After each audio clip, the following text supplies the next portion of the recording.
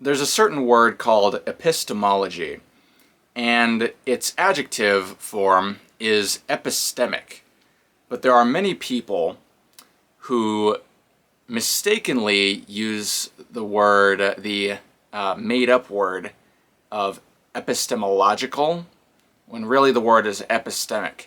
And I actually find that kind of poetic, a bit of poetic comedy there, considering the fact that epistemology is the study of knowledge and the study of the validity of knowledge, the study of how you know something, the study of what differentiates a quality piece of information versus an opinion.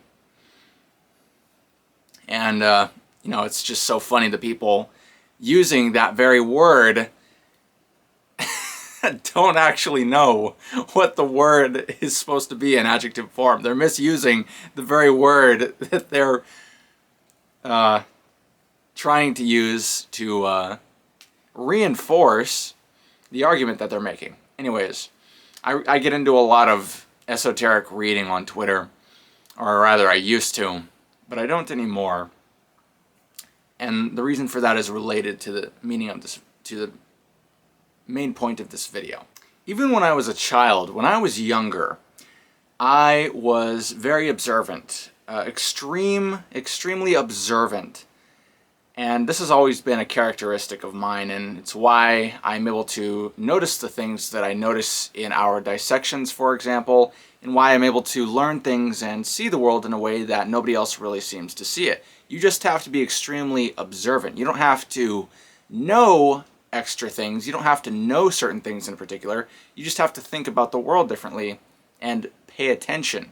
You have to pay attention to things without any pre-existing filters, any cultural filters, any social filters. Like, for example, if you're with a group of friends, or if you're noticing something on your own but you're afraid to bring it up, or you're afraid to let it manifest itself consciously, because if you do, then it's going to change the way that you think, and you're subconsciously aware of this, so you actually suppress that mechanism. You actually suppress your own innate observational skills, because you are subconsciously aware of how it will change you, and therefore change your position within the social hierarchy, the hierarchies that you are currently part of, and that's uncomfortable.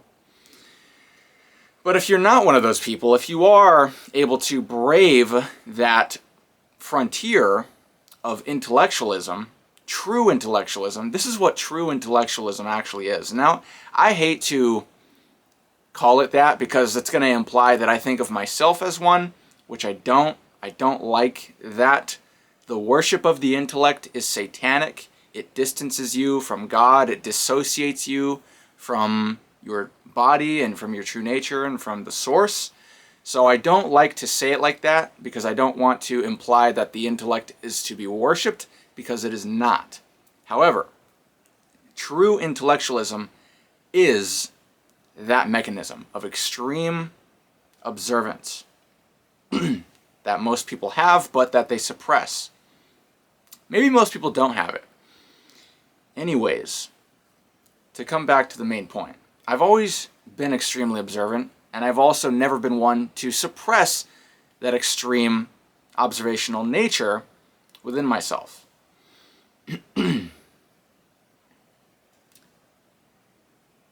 And over the years, I have always tended to develop controversial outlooks on things, controversial opinions, and eventually I got into meditation. The reason for that is kind of irrelevant, just got dumped. My friends told me I was overthinking. I looked up how to stop overthinking. Meditation was one of the things that Google popped up. I said, fuck it, let's try meditation. It's kind of irrelevant how I got into meditation. It's a pretty basic situation. But I got into meditation around the time when I was 16 years old. Almost 17. 16, 17 years old.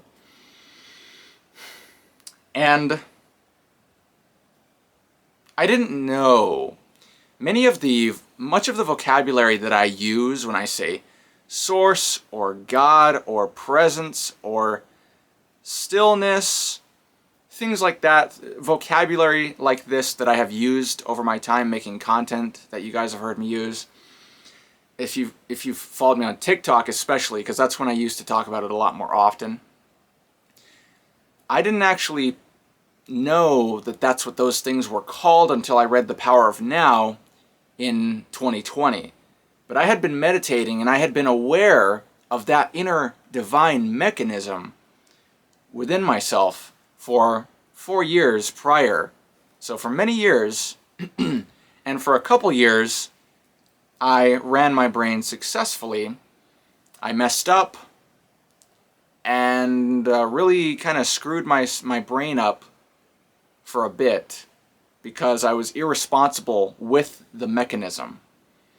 I can get into that more in a different video, or I can do that now. We'll see how it goes. The grander, that's what my main point was, the grander pursuit of knowledge. I just hate to say it like that because it sounds very ungrounded and it sounds very hot-headed, or not hot-headed, but big-headed. It sounds very big-headed, like as if I'm too good for the world or something like that. And I don't want it to sound like that because that's not what it's about. It's just about pure curiosity. The grander, let's call it the grand indulgence of curiosity. And this is something that you do as somebody who understands this. You'll know what I'm talking about. If you're somebody who does this, who does not suppress that mechanism, you'll probably already understand what I'm talking about. But the grand indulgence of curiosity, the grand pursuit of knowledge. I like the grand indulgence of curiosity better. And this is something that you can do consciously, but it's also something that happens unconsciously. It's almost like a form of insanity. Although it doesn't feel insane, it actually feels like miniature inspirations. And when I meditate, I brought up meditation because this is kind of what unlocked my awareness of this mechanism. And this mechanism, the point of this video, the grand indulgence of curiosity, what this mechanism does is it distances you from the mind identity, from the fabricated identity of your culture and your thoughts and your emotions. It separates you from that. Because there is no longer anything occupying your attention, things simply arrive and you can examine them. And really, you don't even have to examine them. Because of the fact that you have escaped your intellect altogether, when things arrive, they come as realizations. You just realize things. It's so funny because you don't even have to be thinking, you don't even have to be reading, you don't have to have learned knowledge. You can realize things and know things even before officially learning about them or knowing what to call them. You simply know them. And for many people, this is extremely hard to understand because they have not escaped their intellect. They have never experienced a moment, or maybe they have, but it's been so fleeting that this moment has never sunk in. They've never had enough of it to really give it any significant attention or importance that it should be given. But this is why I say that the intellect is satanic. What satanic basically means, I know you hear a lot of Christian people saying it.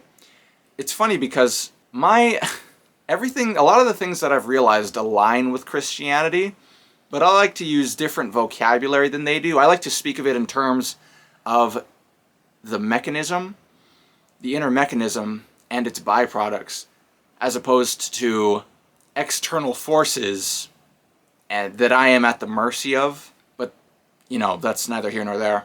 What satanic essentially means is that it separates you from God. And what God is presence. Presence is being. God is being. God is when you become God, essentially, not in an egotistical way, but you experience the presence of being when you are able to create that separation between the identity and your being. That's what God is. And Satanism, well, not Satanism, but when things are described as satanic, what I have realized as a result, as a byproduct of facilitating the process of activated stillness, activating this mechanism, as a byproduct of that, what I've realized is that when things are more satanic, it is when we are more identified with the material. We are more identified with the intellect, with our thoughts, with our emotions. This is when people feel like they just have thoughts running like crazy and they can't even sleep because they're just thinking so much and it won't stop. Or when you see people arguing online, now granted, I'm not perfect either. I'm not trying to say that I'm the fucking Buddha or something. But when you see people online and they just seem, it might even be people that you respect. It might even be people that you respect and that you follow and you like their content. But so often I see people fall into this trap of reaction, pain body reaction. That's another term from The Power of Now as well, which is essentially when you feel that inner kind of urge to like bite, to like nip at something. You're like, no. That's a pain body reaction. And I'm not saying that it's evil or that it's bad or that you're lower because you have it. But when you're identified with the intellect, when you don't know how to allow things to be, when you think that you are the things that are happening in your body, that is satanic. That's why wrath is a sin. That's a pain body attack. That's why envy is a sin, gluttony, lust. All of those things are sins. I don't remember the other ones. It's not important. The 7 deadly sins make perfect sense because all of those things are satanic in nature. All of those things occur. All of those things are basically words for describing various characteristics of someone who is identified with the material. Someone who is identified with mental forms or identified with the pain body. Somebody who is consumed by the pain body. This is why I say that a lot of my realizations align with Christianity, even though I use different vocabulary. The 7 deadly sins make sense because they are the characteristics of someone who is identified with the intellect and with the realm of the material. You guys have heard me use that term before. And in the grander pursuit of knowledge, you have to indulge this a little. Well, you don't have to. I don't want to say have to, but you indulge this kind of intellectual extrapolation and abstraction, this intellectual abstracting and extrapolating about certain things. You indulge it, but what you have to do so that you don't lose yourself and you don't become satanic is you also have to let it go. You also have to come back to being, because ultimately everything that you realize is a byproduct of being anyway. Everything, every inspiration you feel is a byproduct of being. It is not you. One of the biggest mistakes people can make is thinking that their inspiration, because it gives them such an emotional high, they think that their inspiration is God. And you will really fuck yourself up mentally. You will really ruin your mental health if you mistakenly think that this inspiration, this emotional high, is God, or is something important. You can ride that high. You don't have to suppress it, but you have to, when it goes, you have to just leave it and go. And then when you meditate, when you activate the mechanism, again, you have to let it go. You have to come back to the present. Because it was never really anything in the first place. Even thoughts, even emotional highs, even inspirations belong to the material. Only presence, only being is real. Everything else is a byproduct of the emptiness of your detachment from fake identities and from idolatry. That's why idolatry is not allowed either, by the way. You're not supposed to idolize things. The only thing you're supposed to worship is God. And, worship, maybe we could switch up the wording there, but that's why. Everything else belongs to the material. You have to return to being. You have to return to God. When pursuing this grand indulgence of curiosity, the kind of weirdos who don't come back to God are who occupy Reddit and the esoteric spaces in Twitter. Those are the LARPers, those are the weirdos who think they have esoteric knowledge and never realize that it's actually a byproduct of being. These are people who don't really have control of the mechanism within themselves. And this grand indulgence of curiosity will continue to expand cancerously. If you have it under control, it can still expand, and eventually it gets to the point, I've had this mechanism, once you even realize that there is this mechanism within you, and even more so when you realize that you can control it, you see how far you can take it. And you start to realize the answers to supposedly super profound questions, like, why does suffering exist if God exists? Or why are we here? Or what am I supposed to do? What should I do? All of these things simply arrive. All of these answers simply arrive within you. Not even in words. You just suddenly know. And then there is a path laid out before you that you didn't even know was, it just manifests itself. You just envision it. Not that you're seeing imaginary paths, but you come up with ideas, you feel the direction in which you are supposed to go.